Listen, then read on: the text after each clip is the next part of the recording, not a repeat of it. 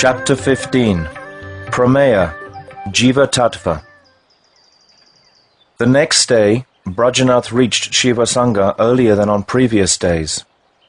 The Vaishnavas from Godruma had also come before evening to take darshan of Sandhya Arti, and Sri Premdas Paramahamsa Babaji, Vaishnav Das, Advaita Das, and other Vaishnavas were already seated in the Arti Mandap.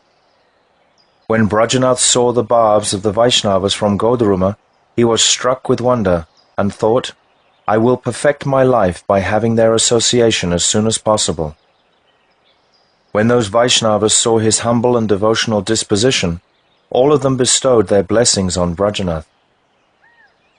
When Arti was over, Brajanath and the elderly Babaji began to walk southwards together in the direction of Godrum.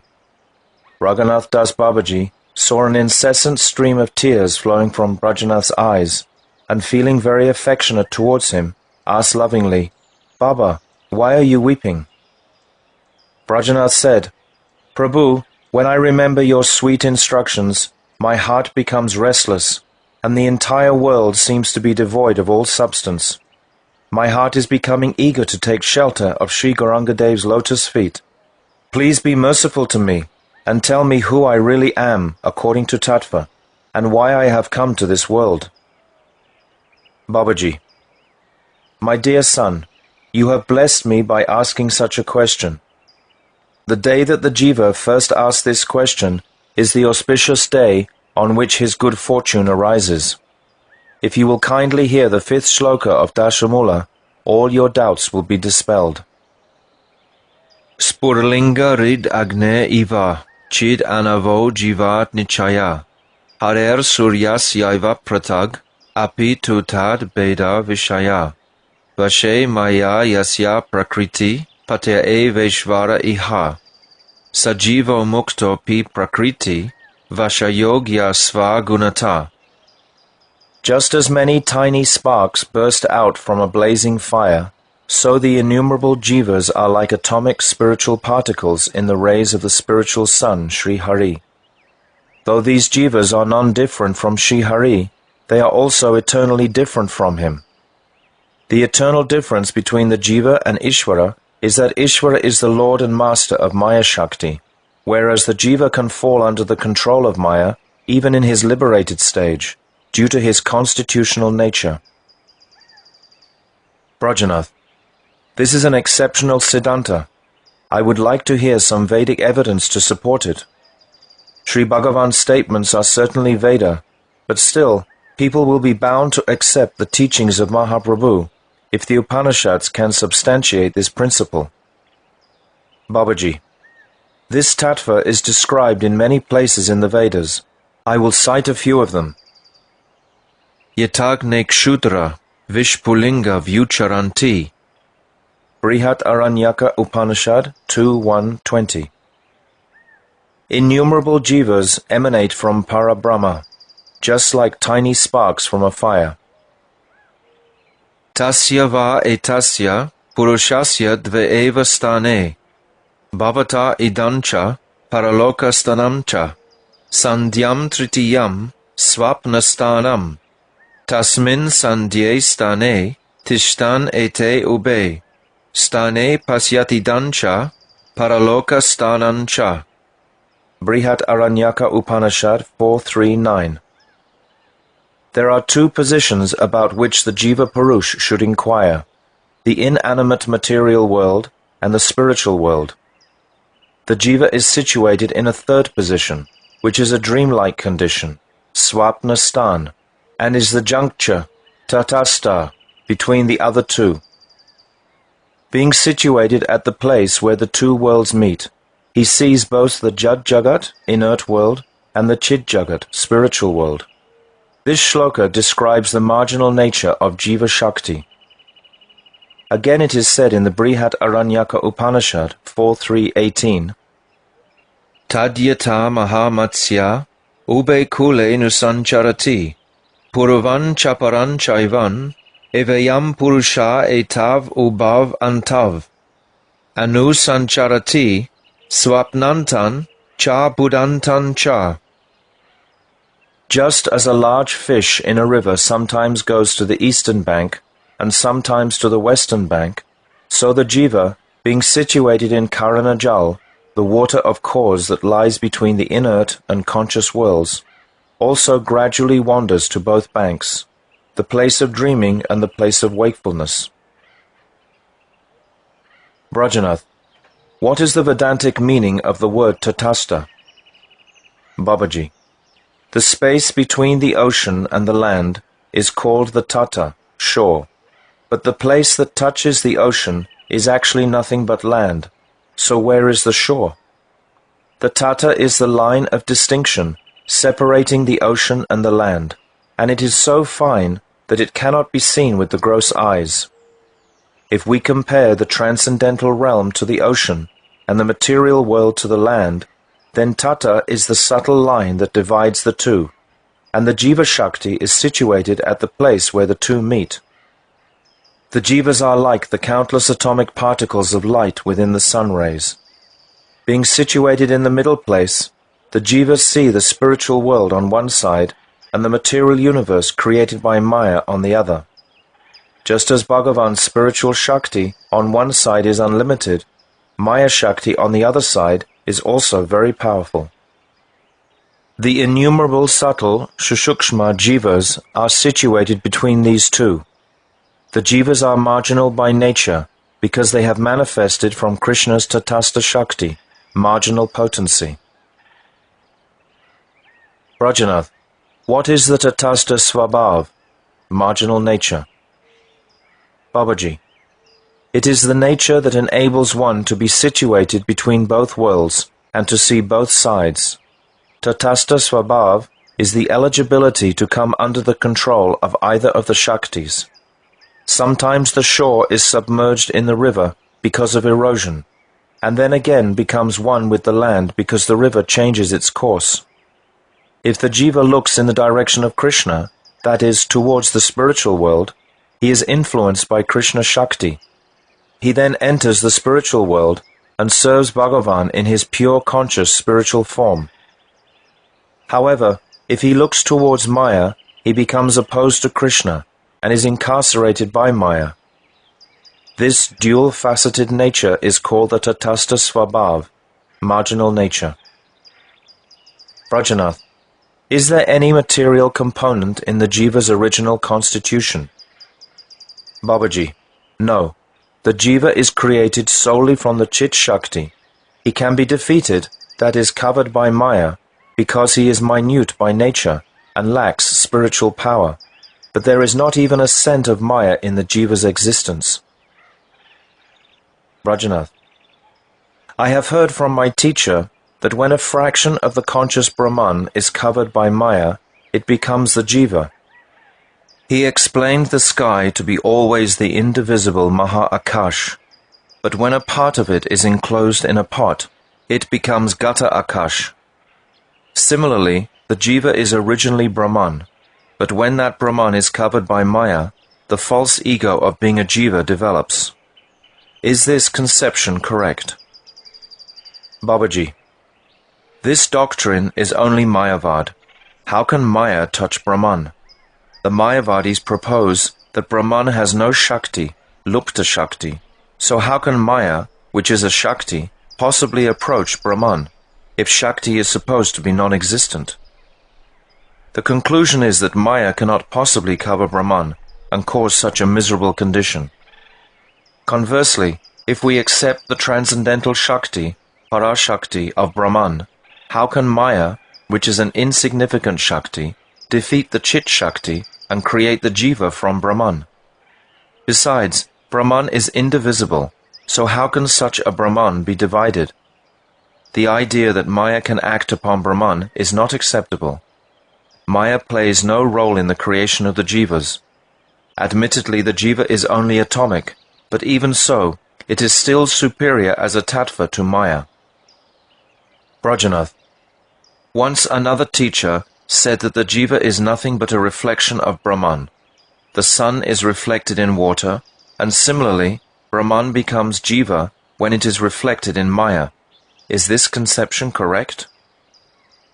Babaji, Again, this is simply another example of Mayavad philosophy. Brahman has no limits, and a limitless entity can never be reflected. The idea of limiting Brahman is opposed to the conclusions of the Vedas, so this theory of reflection is to be rejected. Brajanath. A Digvijay sannyasi once told me that in reality there is no substance known as jiva. One only thinks of himself as a jiva because of illusion, and when the illusion is removed, there is only one indivisible Brahman.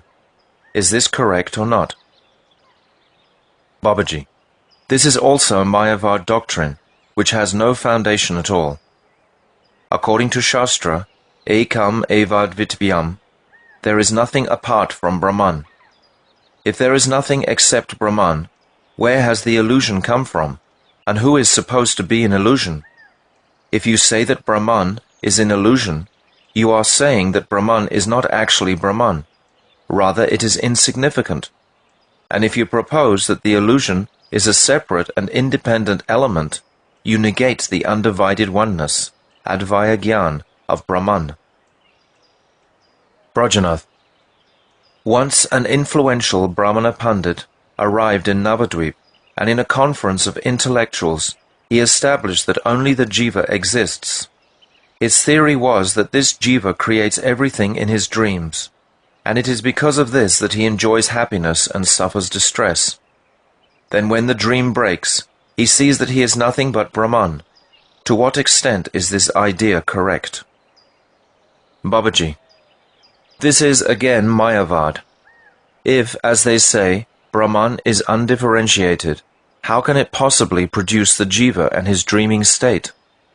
Mayavadis use examples such as the illusion of seeing mother of pearl in an oyster shell as gold, and the illusion of taking a rope to be a snake. But their philosophy cannot provide a consistent basis for Advaya Gyan. Brajanath. So Maya has nothing whatever to do with creating the Swarup of the Jivas. This has to be accepted. At the same time, I have also clearly understood that the Jiva is by nature subject to the influence of Maya. Now, I want to know, did the Chit Shakti create the Jivas and give them their Tatashta Swabhav, marginal nature? Babaji. No, the Chit Shakti is Paripurna Shakti, the complete potency of Krishna, and its manifestations are all eternally perfect substances. The Jiva is not Nityasiddha, although when he performs sadhan, he can become sadhana-siddha and enjoy transcendental happiness like the Nityasiddhas, eternally perfect beings.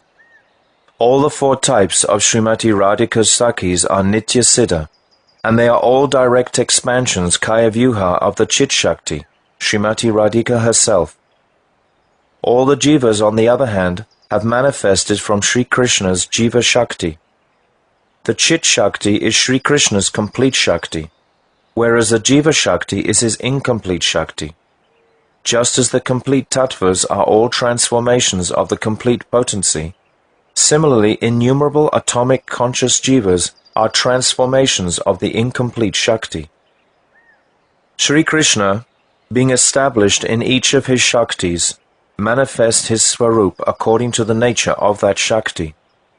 When he is situated in the Chit Swarup, he manifests his Swarup as Sri Krishna and also as Narayan, the Lord of Paravyoma. When he is situated in the Jiva Shakti, he manifests his Swarup as his Vilas Murti of Braj, Baladev. And being established in the Maya Shakti, he manifests the three Vishnu forms, Karandakshayi, Kshirodakshayi, and Garbhodakshayi.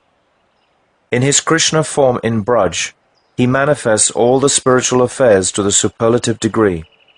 In his Baladev Swarup, as Shesha Tattva, he manifests Nitya Mukta Parsad Jivas, eternally liberated associates, who render 8 types of service to Krishna, Sheshi Tattva Swarup, the origin of Shesha Tattva.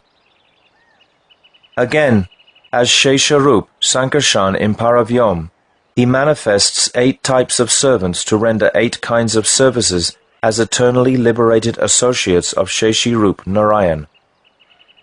Mahavishnu, who is an avatar of Sankarshan, situates himself in the Jiva Shakti, and in his Paramatma Swarup, he manifests the Jivas who have the potential to be involved in the material world. These Jivas are susceptible to the influence of Maya, and unless they attain the shelter of the Hladini Shakti, of the Chit Shakti, by Bhagavan's mercy, the possibility of their being defeated by Maya remains. The countless conditioned Jivas who have been conquered by Maya are subordinate to the three modes of material nature. Bearing all this in mind, the Siddhanta is that it is only the Jiva Shakti and not the Chit Shakti that manifests the Jivas. Brajanath, you said earlier that the Chit world is eternal, and so are the Jivas. If this is true, how can an eternal entity possibly be created, manifested, or produced? If it is created at some point of time, it must have been non-existent before that. So how can we accept that it is eternal? Babaji, the time and space that you experience in this material world are completely different from time and space in the spiritual world. Material time is divided into three aspects: past, present, and future. However, in the spiritual world, there is only one undivided, eternally present time. Every event of the spiritual world is eternally present. Whatever we say or describe in the material world is under the jurisdiction of material time and space. So when we say, the Jivas were created, the spiritual world was manifested, or there is no influence of Maya in creating the form of the Jivas, material time is bound to influence our language and our statements. This is inevitable in our conditioned state, so we cannot remove the influence of material time from our descriptions of the atomic Jiva and spiritual objects. The conception of past, present, and future always enters them in some way or another. Still, those who can discriminate properly can understand the application of the eternal present when they comprehend the purport of the descriptions of the spiritual world. Baba, be very careful in this matter. Give up the inevitable baseness or the aspect of the description that is fit to be rejected and have spiritual realization. All Vaishnavas say that the Jiva is an eternal servant of Krishna, that his eternal nature is to serve Krishna, and that he is now bound by Maya because he has forgotten that eternal nature. However, everyone knows that the Jiva is an eternal entity, of which there are two types, Nitya Mukta and Nitya Baddha. The subject has been explained in this way only because the conditioned human intellect, being controlled by pramada, inattentiveness, is unable to comprehend a subject matter. Realized sadhaks, though, experience transcendental truth through their chit samadhi. Our words always have some material limitation, so whatever we say will have some mayic defects. My dear son, you should always endeavor to realize the pure truth. Logic and argument cannot help at all in this regard, so it is futile to use them to try to understand inconceivable subject matters. I know that you will not be able to understand these subjects in a moment, but as you cultivate these transcendental moods within your heart, you will realize Chinmayi Bhav more and more. In other words, all the transcendental moods will manifest themselves in the core of your purified heart.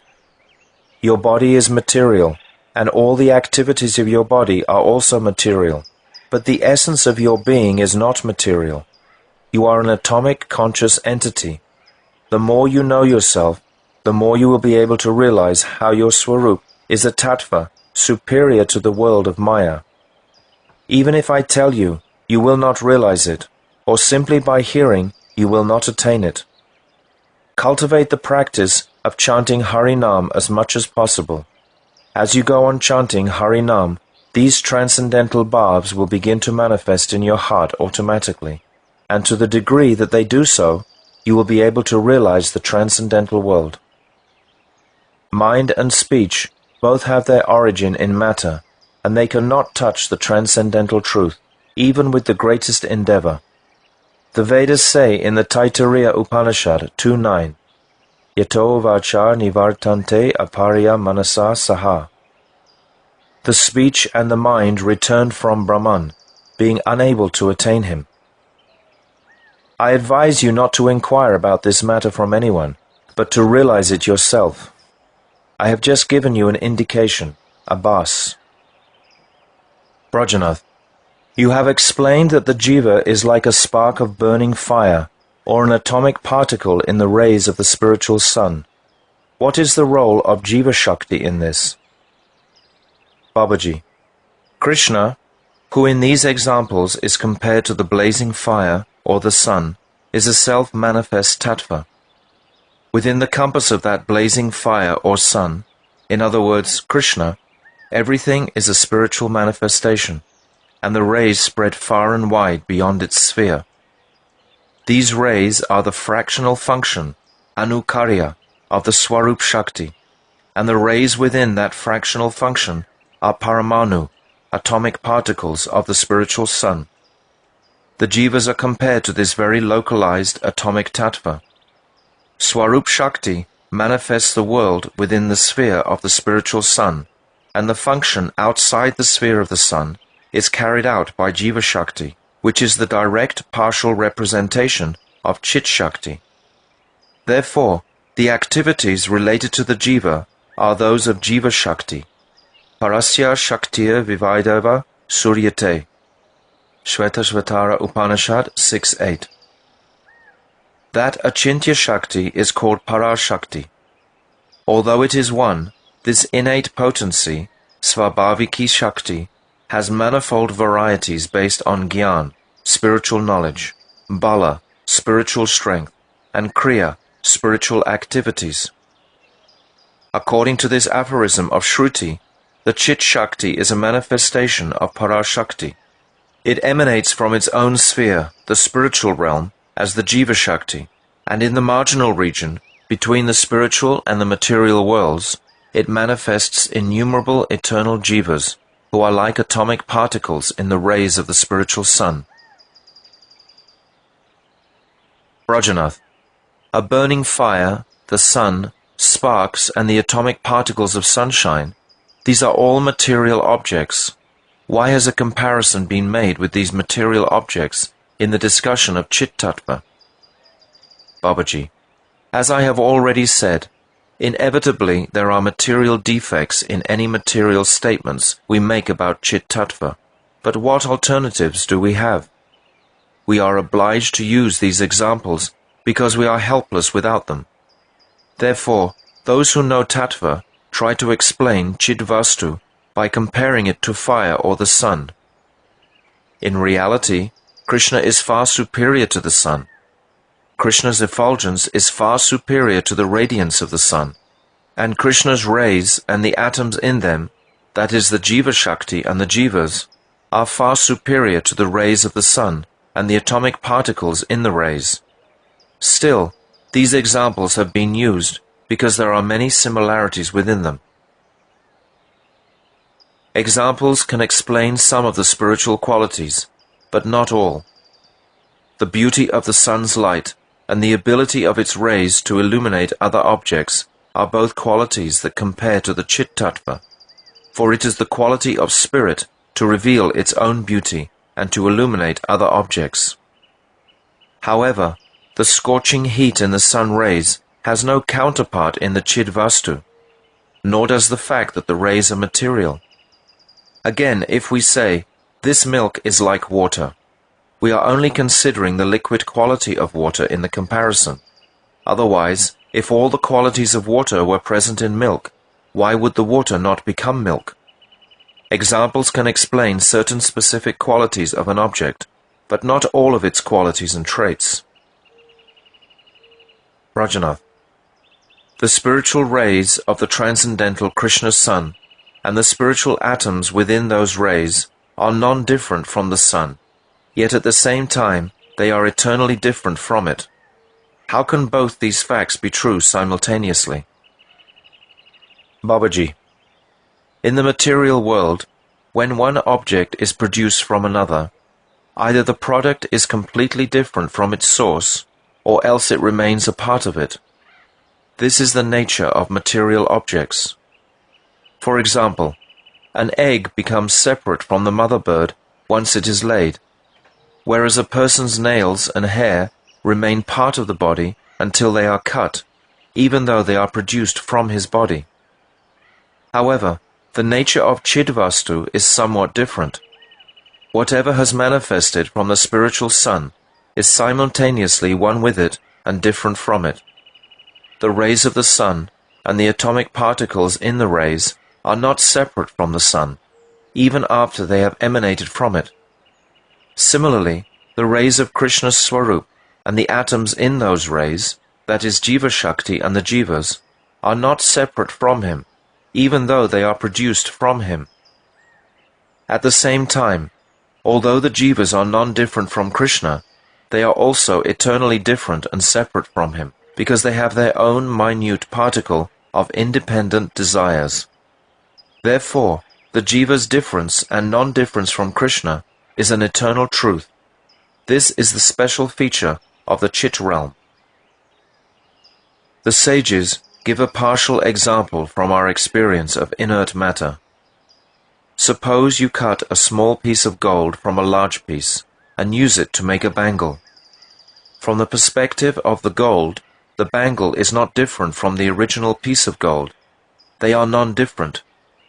However, from the perspective of the bangle, the two are different from each other. This example is not a completely correct representation of Chit Tattva, but it illustrates an important aspect. From the point of view of Chit Tattva, there is no difference between Ishvara and the Jiva, whereas from the perspective of state and quantity, these two are eternally different. Ishvara is complete Chit, whereas the Jiva is atomic Chit. Ishvara is great, whereas the Jiva is insignificant. Some people give the example of Gata Akash and Maha Akash, the sky in a pot and the unlimited sky, in this regard.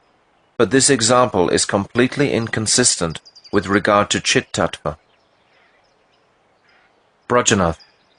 If transcendental entities and material objects belong to completely different categories, how can material objects be used as appropriate examples for understanding transcendental entities? Babaji. There are different categories of material objects, and the Pandits of the Nyaya school consider them eternal. However, there is no such categorical difference between the Chit, transcendental, and Jad, material. I have already said that Chit is the only reality, and Jad is simply its transformation, Vikar. The Vikar is different from the original source, but it is still similar to the pure original object in many respects. For example, ice is a transformation of water, and it becomes different from water through this transformation, but the two remain similar in many of their qualities, such as coldness. Hot and cold water do not both have the quality of coldness, but their quality of fluidity is the same. Therefore, the transformed object certainly retains some similarity to the pure object. According to this principle, the transcendental Chit world can be understood to some extent with the help of material examples. Again, by adopting the logic of Arundhata Darshan, one can use material examples to understand something about the spiritual nature. Footnote. Arundhati is a very small star, which is situated close to the Vashishta star in the Saptarishi constellation, the Great Bear. In order to view it, its location is first determined by looking at a bigger star beside it. Then if one looks carefully, one can see Arundhati close by. Similarly, the Madhyam Adhikari, although taking help from the senses and the language of the material world in describing the spiritual world, realizes and sees the Aprakat Tattva after having applied the Anjan, ointment of Prem, to the eyes of Bhakti. End of footnote. Krishna's pastimes are completely spiritual. and there is not even the slightest scent of a material mood in them. The Braj Leela described in Srimad Bhagavatam is transcendental, but when the descriptions are read in an assembly, the fruits of hearing them are different according to the respective qualifications of the various listeners. Appreciating the ornamental figures of speech from the mundane perspective, those who are absorbed in material sense gratification hear it as a story of an ordinary hero and heroine. The Madhyam Adhikaris take shelter of Arundhati Darshan Nyaya and experience the transcendental pastimes, which are similar to mundane descriptions. And when the Uttam Adhikari Bhaktas hear the descriptions of those pastimes, they become absorbed in the rasa of pure transcendental Chidvilas, which is above all mundane qualities. The absolute truth is Aprakrit Tattva, so how can we educate the jivas about it without taking help of the principles that I have just described? Can the conditioned jiva understand a subject that renders the voice dumb and stops the working of the mind? There doesn't appear to be any method of explaining these subjects other than the principle of similarity and the logic of Arundhati Darshan. Material objects can be either different or non-different from each other, so difference and non-difference are not visible in them at one and the same time. But this is not the case with Paramatattva. We have to accept that Krishna is simultaneously different and non-different from his Jiva Shakti and from the jivas in it. This Bheda-Bhed Tattva, simultaneous difference and oneness, is said to be achintya, inconceivable, because it is beyond the limit of human intellect. Brajanath, what is the difference between Ishvara and the jiva? Babaji, first you should understand the non-difference between Ishvara and the jiva, and after that I will explain their eternal difference. Ishvara is the embodiment of knowledge, Gyan Swarup, the knower, Nata Swarup, one who considers or reflects, Manta Swarup, and the enjoyer, Bhaktri Swarup. He is self-effulgent, Swaprakash, and he also illuminates others, Paraprakash. He has his own desires, Ichamayi, and he is the knower of all, Ketragya. The jiva too is the form of knowledge, the knower, and the enjoyer. He too is self-effulgent, and he illuminates others. And he too has desires, and is the knower of his own field, Ketragya. From this perspective, there is no difference between them. However, Ishvara is omnipotent, and by dint of his omnipotence, he is the basis of all these qualities which are present in him in full. These qualities are also present in the atomic jiva, but only to a minute degree. Thus the nature and form of Ishvara and the jiva are eternally different from each other, because one is complete and the other is minute. And at the same time, there is a lack of distinction between Ishvara and the jiva because of the similarity between their qualities. Ishvara is the Lord of Swarup Shakti, Jiva Shakti and Maya Shakti because of the completeness of the internal potency, Atma Shakti. Shakti is his maidservant, and he is the Lord of Shakti, who is activated by his desire. This is the Swarup of Ishvara. Though the qualities of Ishvara are present in the jiva to a minute degree, the jiva is nonetheless under the control of Shakti. The word Maya has been used in Dashamula not only to indicate material Maya, but also to indicate Swarup Shakti. Miyate anya iti maya. Maya is that by which things can be measured. The word Maya refers to the Shakti that illuminates Krishna's identity in all the three worlds, namely the Chit Jagat, Achit Jagat, and Jiva Jagat. Krishna is the controller of Maya, and the Jiva is under the control of Maya. Therefore it is said in the Svetashvatara Upanishad 4.9.10, Asman Mayi Srijate Vishvam Etat, Tasmims Chanyo Mayaya Sani Rudaha, Mayan tu Prakritim Vidyan, Mayinam tu Maheshwaram, tasya vaya bhutais tu, vyaptang sarvam idam jagat. Parameshvara is the Lord of Maya. He has created the entire world, wherein the jivas are bound in the illusion of material identification. It should be understood that Maya is his Prakriti, and he is Maheshvara, the controller of Maya. This entire world is pervaded by his limbs. In this mantra, the word Mayi is used to indicate Krishna, the controller of Maya, and Prakriti is used to indicate the complete Shakti. His great qualities and nature are the special characteristics of Ishvara. They are not present in the jiva, and he cannot attain them, even after liberation. It is stated in Brahma Sutra 4.4.17, Jagat Vyapara Varjam. The creation, maintenance, and control of the entire transcendental and inert world is the work of Brahman only and no one else. Except for this activity in relation to the Chit and Achit worlds, all other activities are possible for liberated jivas.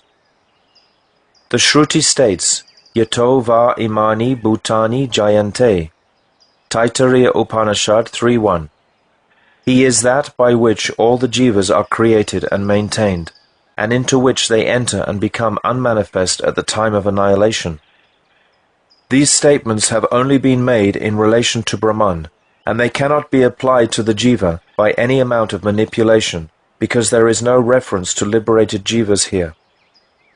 The Shastras state that it is only Bhagavan, and not the liberated jiva, who performs activities of creation, maintenance, and annihilation. One may suppose that the jiva can also perform these activities, but this gives rise to the philosophy of many Ishwaras, Bahu Ishwaravad, which is defective. Therefore, the correct Siddhanta is that the jiva is not qualified for the above-mentioned activities, even when liberated.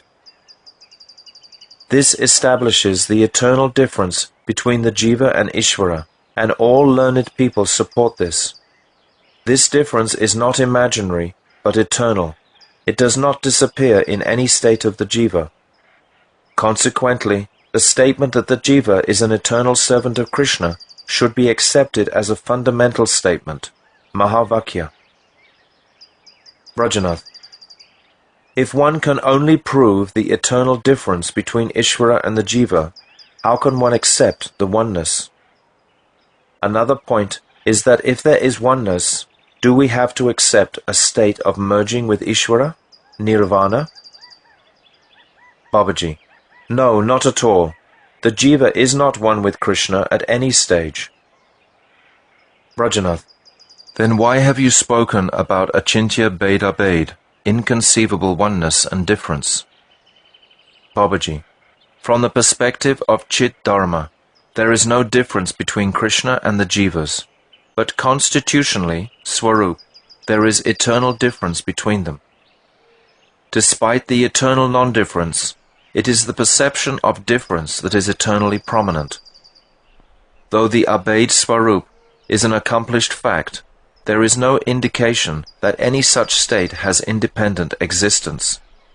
Rather, it is the manifestation of Nitya Bhed, eternal difference, that is always prominent. In other words, where eternal difference and eternal oneness are present simultaneously, the perception of Bhed is stronger. For example, let us say the owner of a house is called Devadatta. His house is simultaneously Adevadatta, independent of Devadatta, and Sadevadatta, identified with Devadatta. Even though from some points of view it may be considered independent of Devadatta, still its specific characteristic of being identified with Devadatta eternally exists. Similarly, in the case of Ishvara and the jivas, non-difference or oneness is not part of the essential identity, even at the stage of Swarup Siddhi, just as the house can be called both Adevadatta and Sadevadatta. From one perspective, it may be viewed as Adevadatta, but still the real identity is Sadevadatta, identified with Devadatta. Let me give you another example from the material world. Sky is a material element, and there is also a basis for its existence. But even though the basis is present, only the sky is actually visible.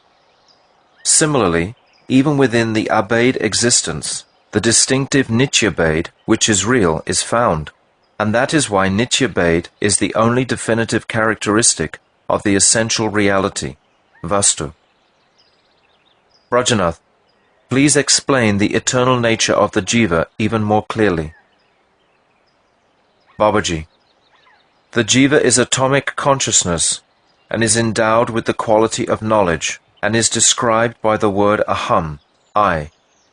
He is the enjoyer, the thinker, and the one who comprehends.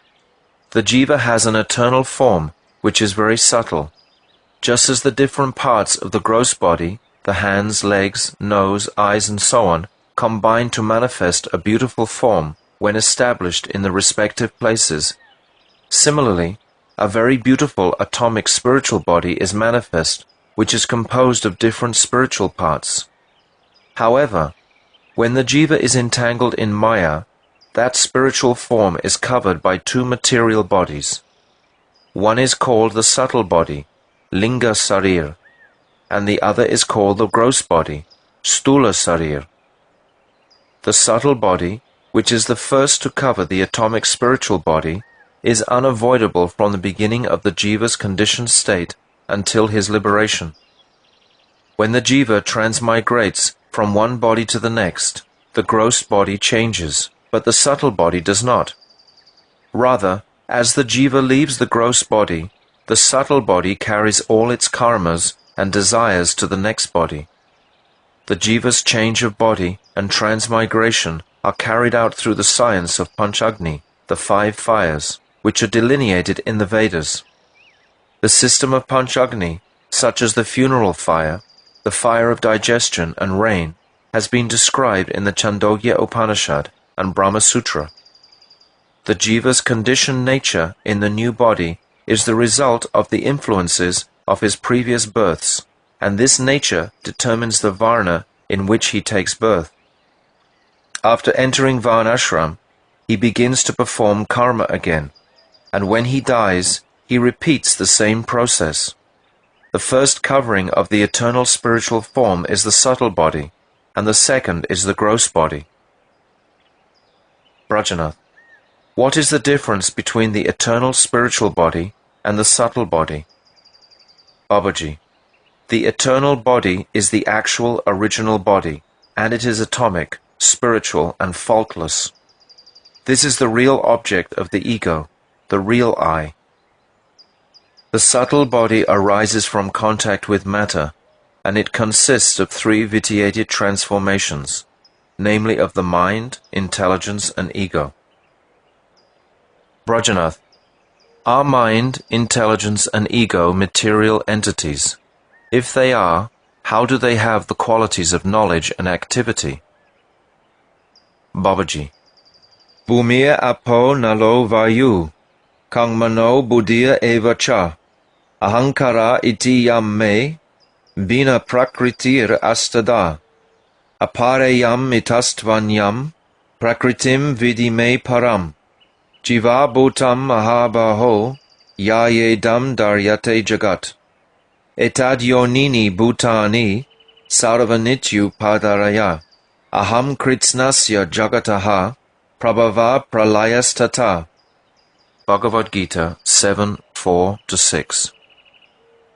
My separated eightfold apara, or Maya Prakriti, consists of the 5 gross elements, earth, water, fire, air, and space, and the 3 subtle elements, mind, intelligence, and false ego. Besides this, O mighty armed Arjuna, I have a Tatastha Prakriti, which can also be called Para Prakriti, superior nature. That Prakriti is in the form of consciousness and the Jivas. All the Jivas who have manifested from this Para Prakriti make the inert world full of consciousness. The Jiva Shakti is called Tatastha because it is eligible for both worlds, the spiritual world, which is manifest from my Antaranga Shakti, and the material world, which is manifest from my Bahiranga Shakti.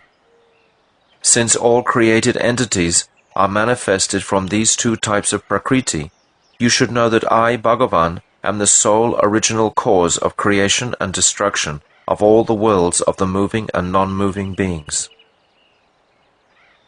These shlokas of Gita Upanishad describe the two types of Prakriti of Sarva Shaktiman Bhagavan. One is called Para Prakriti, the superior energy, and the other is called Apara Prakriti, the inferior energy. They are also known as Jiva Shakti and Maya Shakti respectively. The Jiva Shakti is called Para Shakti or Shrestha Shakti, the superior Shakti, because it is full of spiritual atomic particles. The Maya Shakti is called Apara, inferior, because it is material and inert, Jud. The Jiva is a completely separate entity from the Apara Shakti, which contains 8 elements, the 5 gross elements, earth, water, fire, air, and space, and the 3 subtle elements, mind, intelligence, and ego. These last 3 material elements are special. The aspect of knowledge that is visible in them is material and not spiritual. The mind creates a false world by basing its knowledge of sensual objects on the images and influences that it absorbs from gross subjects in the mundane realm. This process has its root in mundane matter, not in spirit. The faculty that relies on that knowledge to discriminate between real and unreal is called intelligence, which also has its root in mundane matter. The ego or sense of I-ness that is produced by accepting the above knowledge is also material and not spiritual.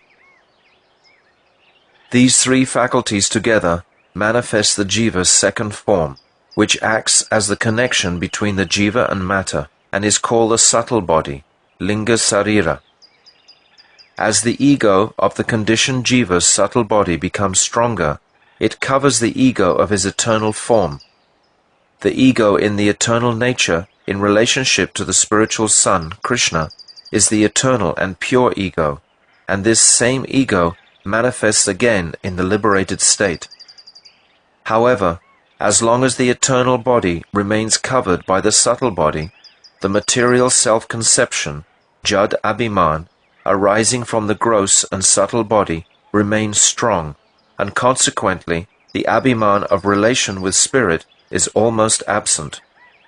The Linga Sarir is very fine, so that the function of the gross body covers it.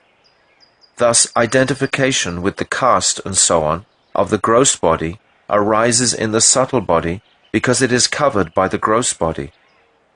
Although the 3 elements, mind, intelligence, and ego, are material, the Abhiman of knowledge is inherent in them because they are vitiated transformations of the function of the soul, Atma Vritti. Brajanath, I understand the eternal Swarup of the Jiva to be spiritual and atomic in nature, and within that Swarup is a very beautiful body, composed of spiritual limbs. In the conditioned state, that beautiful spiritual body remains covered by the subtle body, and the material covering of the Jiva Swarup in the form of the Jad Sarir causes its material transformation, Jad Vikar. Now I want to know whether the Jiva is completely faultless in the liberated state. Babaji, the atomic spiritual form is free from defect, but because of its minute nature, it is inherently weak and therefore incomplete. The only defect in that state is that the Jiva's spiritual form may be covered through association with the powerful Maya Shakti. It is said in Srimad Bhagavatam 10.2.32, Ye nye ravindaksha vimuktamaninas, tvayasta bhavad avishuddha bodhaya, aruya krichjena param padam tata, patantya donadrita yusmad angraya. O lotus-eyed Lord, non-devotees such as the Jnanis, Yogis, and Renunciants falsely consider themselves to be liberated, but their intelligence is not really pure because they lack devotion. They perform severe austerities and penances, and achieve what they imagine to be the liberated position, but they still fall from there into a very low condition due to neglecting your lotus feet. This shows that the constitution of the jiva will always remain incomplete, no matter how elevated a stage the liberated jiva may achieve. That is the inherent nature of Jiva Tattva, and that is why it is said in the Vedas that Ishvara is the controller of Maya, whereas the jiva remains eligible to be controlled by Maya in all circumstances. Thus ends the 15th chapter of Jiva Dharma, entitled Prameya, Jiva Tattva.